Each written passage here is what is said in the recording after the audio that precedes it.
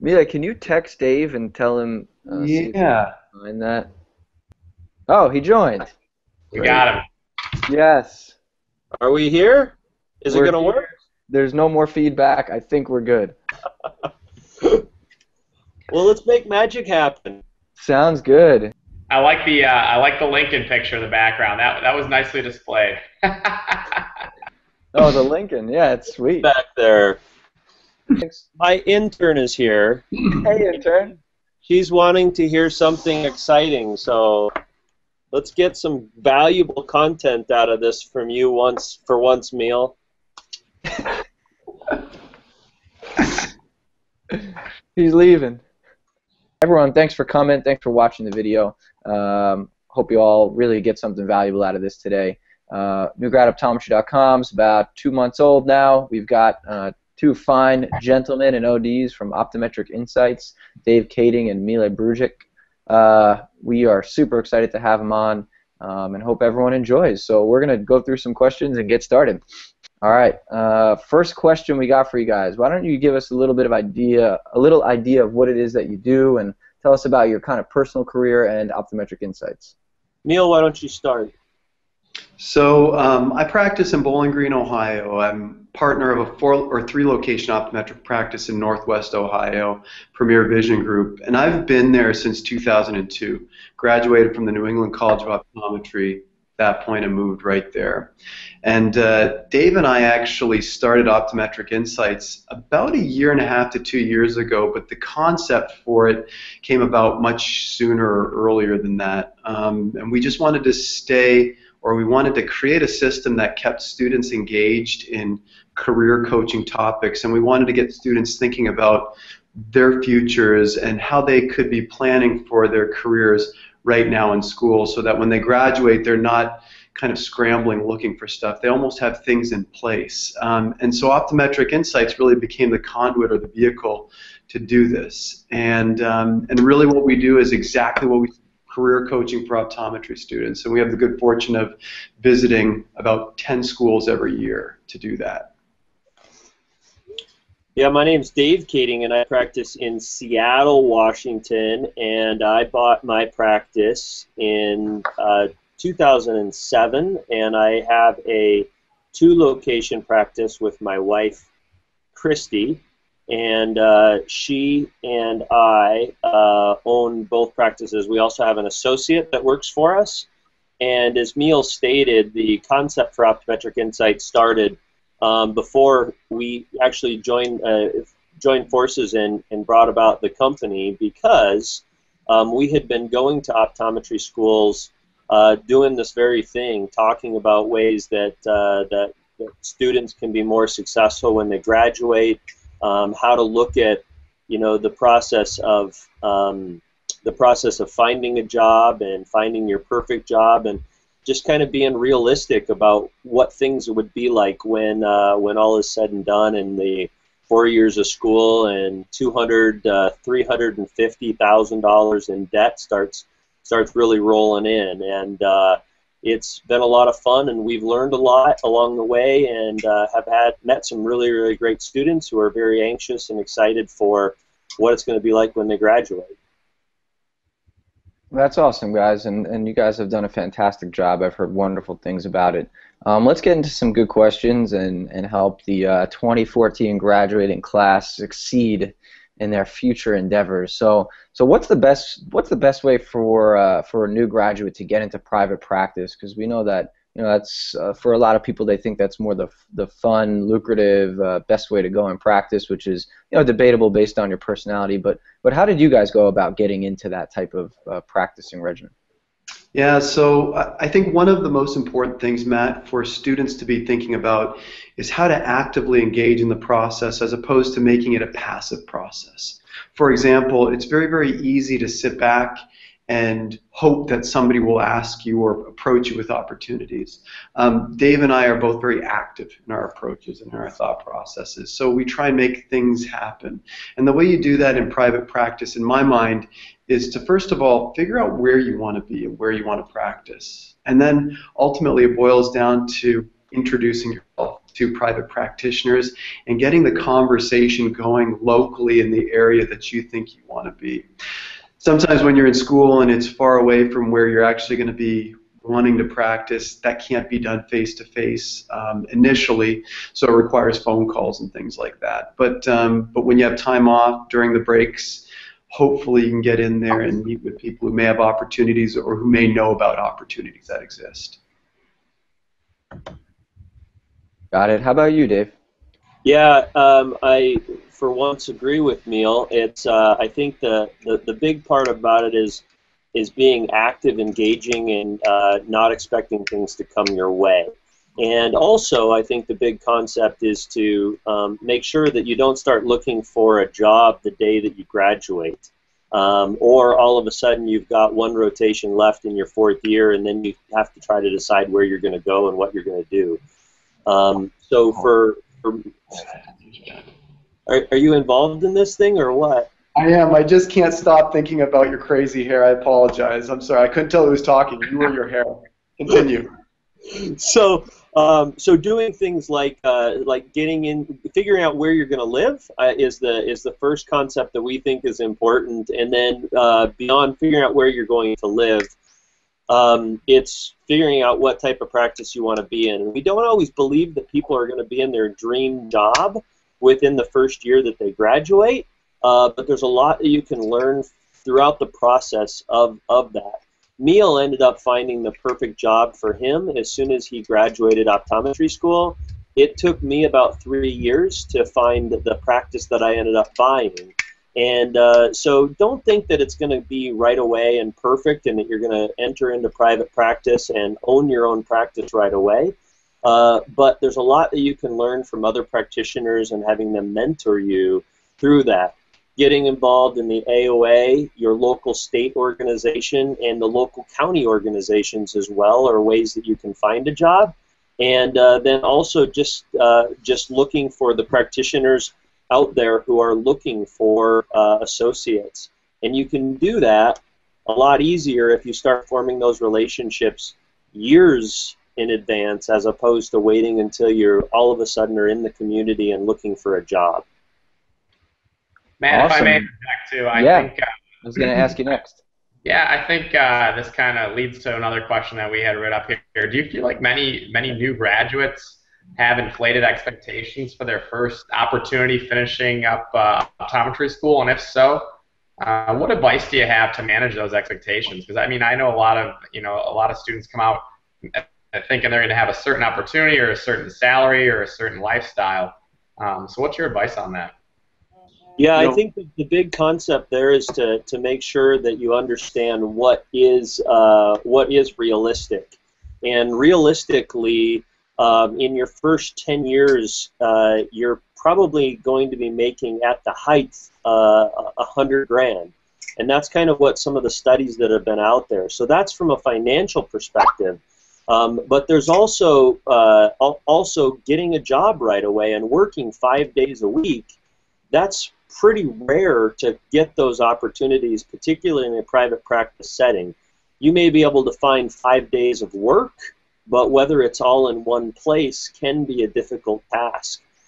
So realistically, I think that getting a job that's 3-4 days a week is definitely a great win, and making in your first year 60 to 80 grand is definitely something to aspire to. Having a job where you're going to be working 5 days a week and you're going to be making $120,000 the first year that you graduate isn't really all that realistic. So, yeah. Ryan, the first thing that I would just hesitate to use when we're describing this is a job. I really think that we need to be thinking about this as a career. And if we do that, we just position ourselves as more of a marathon compared to a sprint. Most of us think about this as a sprint. I got to get out, I got to start working. And it's really a marathon. Just to put things into perspective, one kind of key example that I always use is when you graduate, you know right now what it's like to live as a student.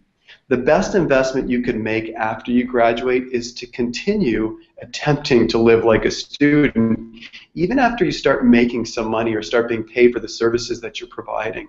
Because those are really the formative years that are going to kind of create the habits for the rest of your career. It's the individuals that I've ran into who have made those big purchases year 1, year 2, year 3 out that now get financially committed to those financial commitments that start running into problems and start limiting some of the choices for practice modality in years later than that. So attempt to keep things modest. Remember that it's not a sprint, it's a marathon, and keep that in mind as you graduate and as you start to manage things moving forward. Absolutely, that's awesome advice. Ryan, do you want to add anything to that from your private practice experience? I know you're at 2 private practices now. Yeah, I mean, the area, I had a couple opportunities that would have been through just one employer and would have been 4 or 5 days a week. But I think that also something that people have to keep in mind is the fact that depending on the area you want to live in, where you want to practice in, you may have to piece some things together. And I was fortunate enough to link together 2 practices and be a W-2 employee where they kind of share my benefits, and that's a unique way to go about it. But it really depends on where you're looking to practice as well, because a lot of the extremely popular areas or so-called popular areas may already have a good supply of optometrists there. So awesome. Well, with that being said, and I think that's phenomenal advice, because a lot of people get discouraged when they hear, what they're going to be making, or that it's going to take them a while to build up their career. And I'm definitely one of those people. I was, very anxious to really hit the ground running, and I did, but still, it does take time to build up to that point. What can new graduates do to bring in another source of income for themselves? So, specifically in the area of consulting, speaking, CE, webinars, things like that. How do you even begin to get to that stage? Because I know a lot of new graduates probably would like to do that. One of the most difficult things with that, Matt, is that sometimes it requires a little bit of experience under the belt before younger practitioners actually have the confidence to do something like that. Personally, I actually, right after graduation, I started lecturing almost immediately. But my forum that I lectured in was in the optician para-optometric world, and that's where I really learned a lot of kind of the skills that I use when I do get up in front of larger optometric audiences at this point. So it's really a great way to get in there. But that's not really for everybody. Sometimes people just don't necessarily want to do that. I think that those first several years are really the building block years, and I think that lost revenue secondary to lack of demand in a practice, somebody starting in a practice that may not necessarily have a full schedule, really provides those younger practitioners opportunities to start thinking about those practice building skills that will carry them throughout their career. Yeah, and there are opportunities to do some writing, and we can speak in the writing atmosphere from our own experience, but you can also speak about what's already been said in others and recapping different articles, on certain topics. So if you want to talk about allergy, you can talk about what the research is there about allergy, and you can start working and forming those relationships with different publications. And as Neil said, it is a little bit difficult to enter into that space until you get a little bit of work under under your belt. But it is something that can be done and can be started off. So I would agree. And like Neil said, that maybe not so much on an income side of things, but as a practice, is taking every single speaking opportunity that you can get to come your way. And one of the best things that you can do when you don't have optometric work in front of you is to create the need for optometric work by going out to your community and doing lectures at senior centers or doing school vision screenings. Our state association and local societies are constantly doing screenings and doing public relation work from an optometric standpoint. And I think anybody who's a new grad should get into those opportunities every single time that there is an opportunity to hone their skills, but also to get to know the other optometrists that are doing it. And when there's an opportunity to get out into the community and share the love of optometry with a senior center or something like that, they may recognize your face and may look for you in the practices that you're in. And that always helps you build other opportunities. So you may not be having that tangible dollar coming in as far as I give a lecture, I get paid, but there may be background dollars that come in later on, back to the analogy of it's a marathon, not a sprint that Neil gave earlier. Sure. And Dave, I love too that you talked about organized optometry. Being involved in your organization is important because there are even things and opportunities to both help promote the profession and to get you out there with opportunities to do things as well too, to develop other things that practitioners may be interested in. Matt, you and Ryan are two, I mean, prime examples of that. You guys are already out, you've already seen a need in the market space where there was this form, this empty space that existed for these new grads where they didn't have a place to communicate and talk, and you guys have created this forum now, and I think that's pretty powerful. So thinking outside the box even too, and sometimes really taking that step over the line, I think is a really, really good thing, guys. Sure, no, I much appreciated. Yeah, just to add to it, I mean, you know, getting into a writing space early in your optometry student career will definitely help you guys out. For anyone watching, student-wise, you know, optometrystudents.com is always looking for writers. On the new grad site, of course, we're always looking for guest writers. So, you know, putting yourself out there, and it sounds kind of silly, but, you know, having a Twitter account, interacting with industry, there's all real people behind these companies that you see. And so putting yourself out there, starting to just comment, you know, networking with people, I think that's going to get you guys speaking opportunities, webinars, CE, all that stuff. You got to just put yourself out there in a social space. And if anyone's looking to write an article on the site, you sure can. You know, and speaking, Dave, to what you were saying about practice building, I mean, I went into a practice that really didn't necessarily need a new doctor, and I was getting some of his overflow, but, you know, we've built up quite a patient base for me only in about 9 months, and it came from really coddling every single patient, getting out into the community, going to local businesses. Particularly, I like holistic nutrition type of care, and that's been really effective at going to some of the local you know, health food store type places and doing lectures. There's a big market here called Jimbo's in California, and they're all natural, like a Whole Foods type of place, and I'm going to be doing a lecture with them. And really setting yourself apart and looking for any opportunity, that will definitely be a practice builder. But I encourage everyone, the biggest thing at the end of the day is hone your personality and hone your networking skills so that you can really start to meet the people that make the decisions when it comes to doing articles and things like that. That's Matt. That's great advice, and just to add on to that too, anybody's free to reach out to Dave and I as well. You can go directly to our website, optometricinsights.com, and you can click right on the emails there, and we can get you connected with people who are, again, looking for articles, looking for lectures, all that kind of stuff, and make sure that you're getting networked into the optometric family. Sure. Ryan, do you want to ask a question? Guys, I was just thinking about this actually.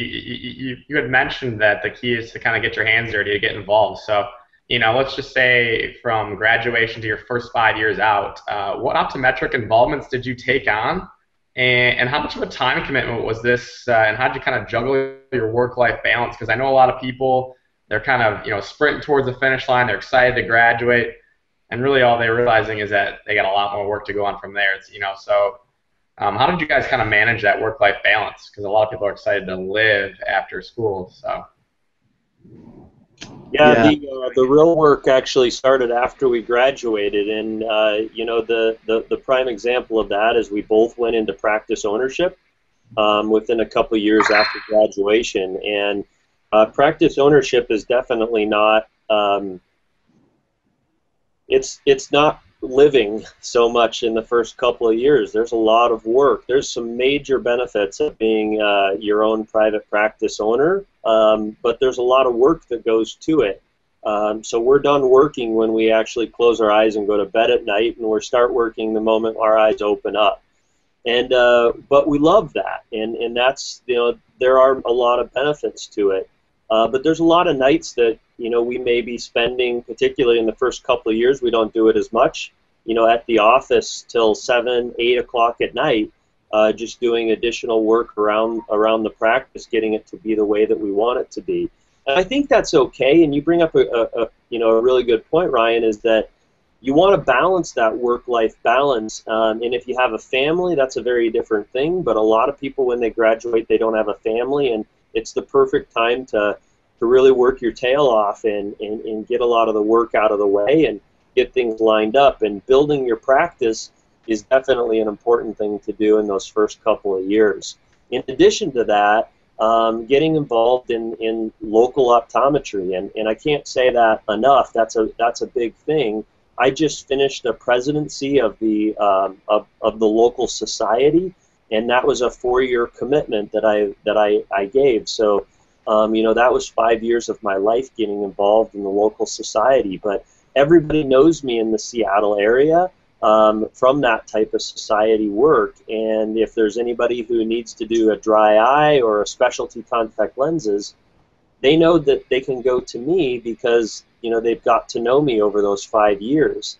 And I know Neil has been very involved at the state level as well as at the national level. And those are the important things I think that you need to do in your first 5 to 10 years after you graduate. And you may not have as much actual patient care in the first couple of years, but that's okay. There's other ways that you can get involved. Yeah, Dave, I love when you talk about organized optometry because it's important for us to be involved. We're really the ones that are representing our profession, and because of that, we need to be active. Ryan, I think I agree with everything Dave said, but I want to just kind of give you guys one thought, and this was given to me by my senior partner shortly after I started with him, and he asked me something, and I told him, I said, John, I really don't have time to do that. And he looked at me straight in the eyes and he said, Neil, he goes, never give me that excuse again. You tell me that something else has exceeded its level of importance in your world and you don't find it as important as that, so you're not going to make time for it, but don't tell me that you don't have time for anything anymore. And it kind of stuck with me. So now whenever anybody tells me, if I ask them to volunteer or do something for organized optometry in particular, and they say, well, I just don't have time for it, what I hear is, no, you have time. Everybody has a given period of time. Everybody has a given amount of time in the day. But other things are more important to you than that. And you found less importance in what I've just offered you. So keep that in mind, and keep in mind that there are things that you need to keep important. One is your practice, 2 is your patients, and the 3rd thing is staying active in organized optometry and making sure that the optometric profession is just as strong in 30 years from now, 20 years from now, 10 years from now as it is right now. Yeah, Sounds absolutely. Like a little tough love out of Lima and Bowling Green, Ohio, then, huh?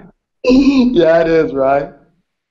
Yeah, there's no doubt about it. I'm a trustee on the local society, and I've always, been super supportive of the organized efforts. And we're doing some local stuff here in California with our congressman, and going to advocacy conference in Washington. I think if anyone were to say what are like a couple of action items I can do to be successful as a new graduate, there's no doubt about it. One of the 3 on that list would be to be involved in an organized optometry effort, because that's just where the connections are. Once again, that's how you're going to be able to take yourself to the next level.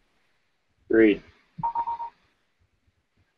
All right, cool. What about student loans, personal finance strategy? Let's branch away from optometry for a second. What do you guys think about managing your money from a standpoint of, obviously you got things related to the practice, related to student loans. What's your tips on just financial strategy, and other than, live like a student after school? What's some stuff that people can actually take action on? Is it, open up a savings account? Is it an IRA? Stuff like that. So one of the most or biggest advantages, guys, in being a private practitioner is ideally building equity in 2 things. 1, the practice that you're creating, and 2, the building that you're in. So if private practice is something that you're interested in, and ownership is something that you're interested in, those are two big benefits that you just don't get from an employee perspective. And they're things that you should be working towards to build equity. Because although it seems like something that's not important now, it becomes more important as you go through your career. So make sure that you're setting the stage for that. Here's some real actionable items. The new car that you want to get after graduation to treat yourself, hold off on. Don't get it. Get a nice used car that you can get for a fraction of the cost, and it's going to cost you a lot less, and you're not going to miss that new car smell waiting for it for 3 years out. Here's the other thing too. Don't extend yourself on any type of mortgage. And for the first year after optometry school, rent a place if you don't know, in fact, where you're going to be. Matt, you told me not to do the live like a student thing, but that's the most important thing you can do day one. Because if you don't do it, you're going to get stuck in financial commitments that you don't necessarily want to be in. And one piece of advice for student loans. Student loans are difficult just mentally to start and continue paying over time. But what you need to picture student loans as being are your financial investment into your future. So just like you can invest, Ryan, in Matt, in like IRAs, other investments, consider that student loan the payment back on the investment that you've made to your education and your profession. Make those loan payments as low as possible and see if there are any prepayment penalties for them. Because if there are no prepayment penalties and you can set those payments low, when the cash starts coming in, you can start increasing the payments without any penalties, and you can put down more towards that principal payment. And in the meantime, you're not going to be strapping yourself financially. So those are kind of my take-homes on that. Yeah, I also have some take-homes, and I agree that we need to not think about them as student loans, but rather as student investments.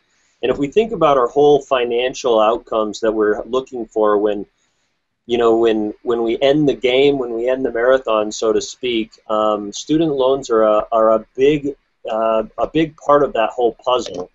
And I think that it's important to start investing early in the stock market and your Roth IRAs. But one other component to look at is what kind of return are you getting back on the investments that you're doing. If the return that you're getting on the investments that you're putting in is lower than the interest rate that you have on your student loans, you're losing. And it's important to kind of think about it in that way. Instead, it may be better at first to start paying back those student loans as quickly as possible. And we're not financial advisors. We're just similar guys that have been in the same situation as the women and men that are graduating right now. One of the things that we think that is really important is to live like a student, because if you can live like a student for at least the first 5 years after you graduate, the money that you will be saving you can put towards your student loan and have a significant reduction in the overall principal that you have. And with the graduating student loans that are in the 150, which is very low in a lot of the people that we talk to, all the way up to 350, which is the highest that we've ever heard of, to be able to pay off that and to not see that as something that's a boat anchor that's going to slow you down in your entire career, it's very critical to start off the race quick and to get a really good handle on it as quick. I think that we should also have a balance between the amount of money that we're paying towards our student loan and also have a small amount of money that we're putting towards purchasing a practice or buying into a practice. And just imagine this, is after 5 years, if you had 20 to 30% of your student loan paid down, and you had about $50,000 in cash that was liquid that you could pull from, that would give you an incredible amount of leverage when you go to try to purchase a practice from somebody, or leverage when you go to a bank to say, hey, I think I want to buy this practice. I have some cash set aside that would allow me to do this. Worst case scenario, at 5 years, if you had $50,000 cash and you decided you didn't want to buy a practice, you could easily slide that $50,000 towards the principal on the student loan that you had, and would be way ahead of where a lot of the people that are right now. And we say all of those things, and those are great ideas and great concepts, but the truth of it is, Matt, that very few people are going to take us up on our recommendation to live like a student for the first 5 years when they get out.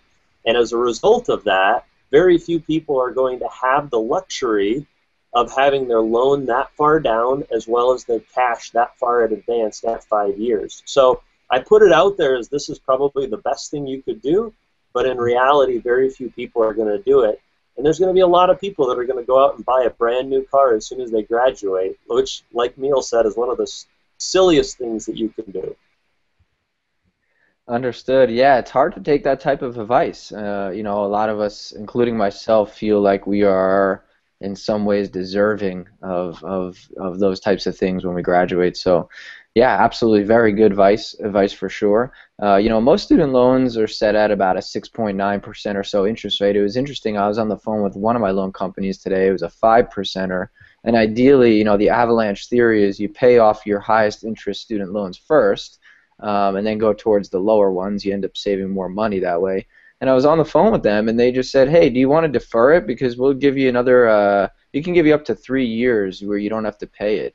And just fill out this form for us. And I was pretty surprised to hear that. So I think, and it's not the first time I've heard it, talk to some of your loan companies about possibly finding your lower interest loans to see if you can delay paying interest on that.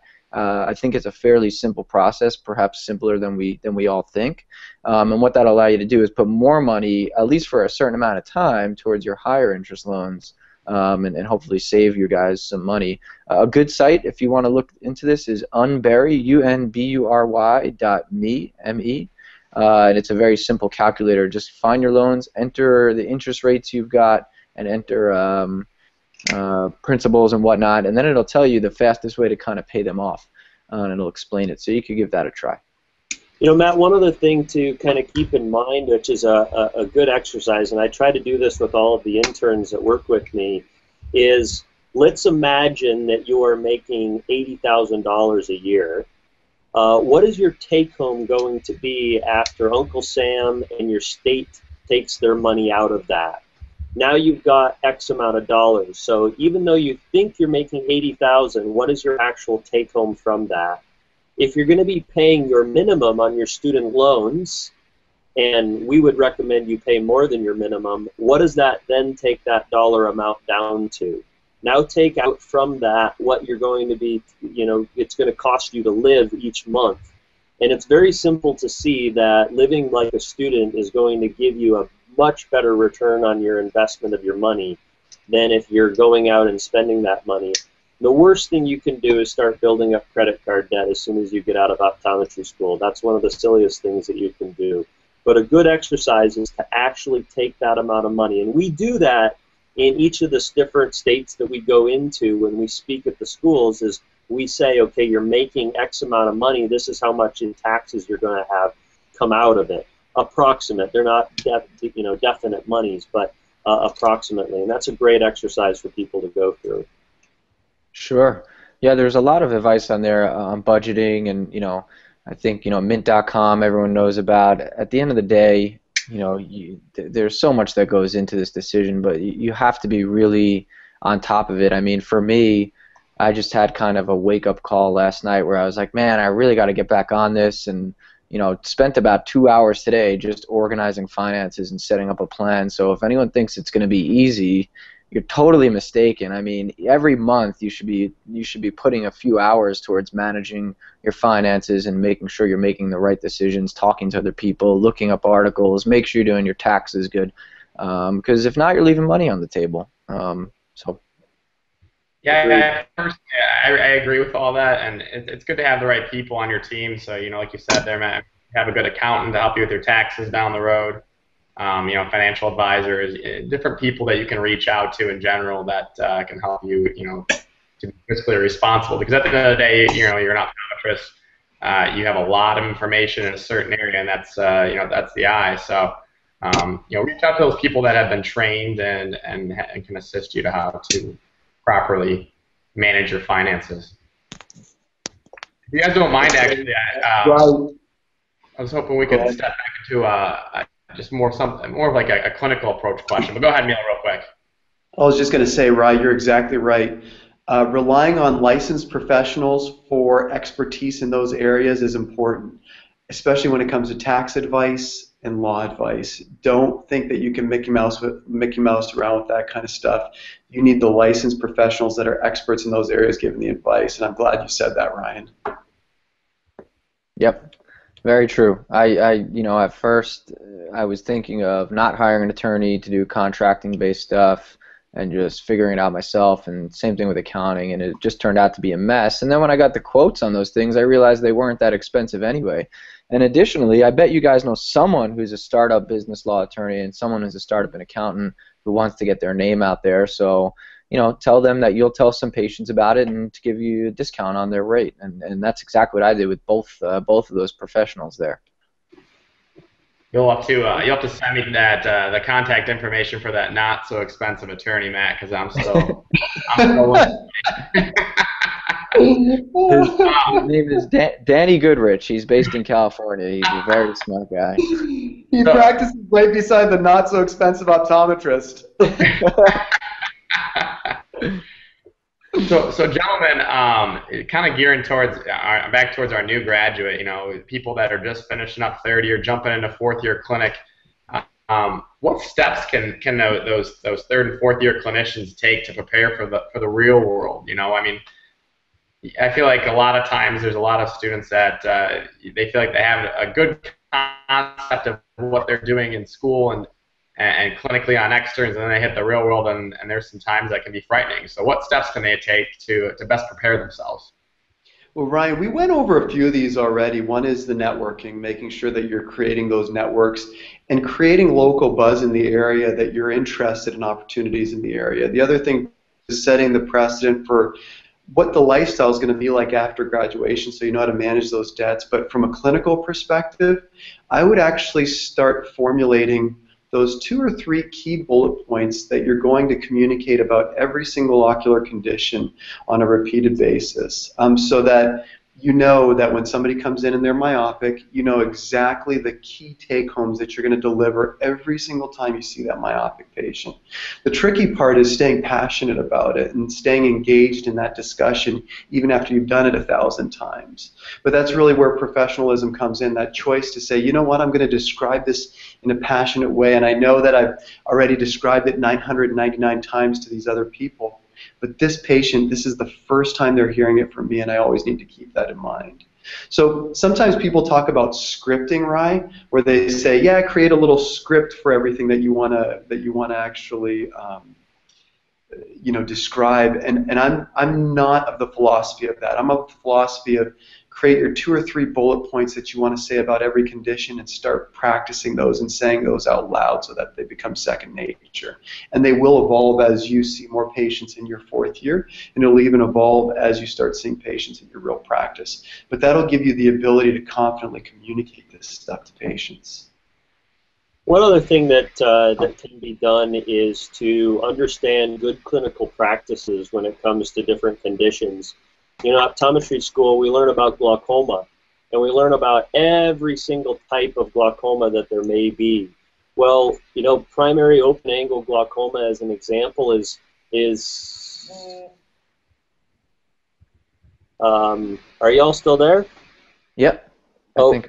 My camera just went off. I'm sorry.